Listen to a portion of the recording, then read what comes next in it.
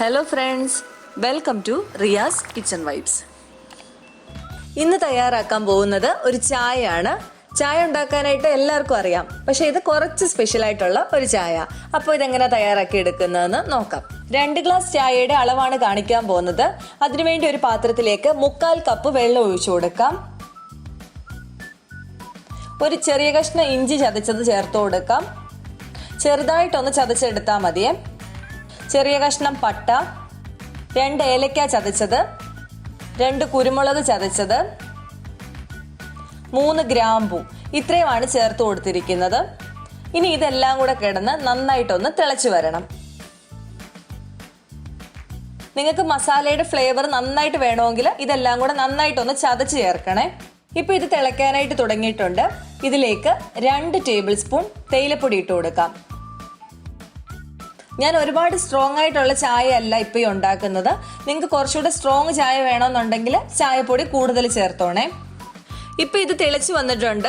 ഇതിലേക്ക് മസാലയുടെ ഫ്ലേവർ എല്ലാം നന്നായിട്ട് ഇറങ്ങിയിട്ടുണ്ട്. ഇനി ഇതിലേക്ക് പാല് ചേർത്ത് കൊടുക്കാം. ഞാനിവിടെ 1 കപ്പ് പാലാണ് ചേർക്കുന്നത്. ഞാൻ എപ്പോൾ ചായ ഉണ്ടാക്കിയാലും പാലായിരിക്കും കൂടുതൽ ചേർക്കുക. വെള്ളം ലേശം കുറവേ ചേർക്കുള്ളൂ. ഇനി ഇത് നന്നായിട്ടൊന്ന് തിളച്ചു വരണം.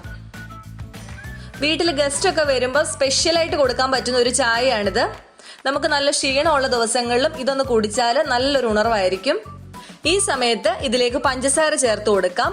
ഞാനിവിടെ 1.5 ടേബിൾ സ്പൂൺ പഞ്ചസാരയാണ് ചേർത്തിരിക്കുന്നത്. നിങ്ങളുടെ മധുരത്തിനനുസരിച്ച് 2-2.5 സ്പൂണ് ചേർത്ത് കൊടുക്കാവുന്നതാണ്. ഈ ഒരു ചായക്ക് ഒരുപാട് മധുരം ആവാതിരിക്കുന്നതാണ് നല്ലത്. ഇനി ഇതൊന്ന് തിളച്ചു വരട്ടെ. ചായ നന്നായിട്ട് തിളച്ചു വന്നിട്ടുണ്ട്. ഇനി ഫ്ലെയിം ഓഫ് ചെയ്യാം. ഇനി ഇതൊന്ന് അരിച്ചെടുക്കാം. ഇപ്പോൾ അടിപൊളിയായിട്ടുള്ള ചായ റെഡി ആയിട്ടുണ്ട്. ഇനി ഇത് 1-2 വട്ടം ഒന്ന് അടിച്ചും കൂടെ എടുക്കാം. ഇങ്ങനെ അടിച്ച് പതപ്പിച്ചെടുക്കുന്ന ചായക്ക് ഒരു പ്രത്യേക രുചി തന്നെയാണ്. പക്ഷെ ഒരുപാട് തവണ ഇതിങ്ങനെ ചെയ്യരുത്, ചായ അങ്ങ് തണുത്തു പോകും.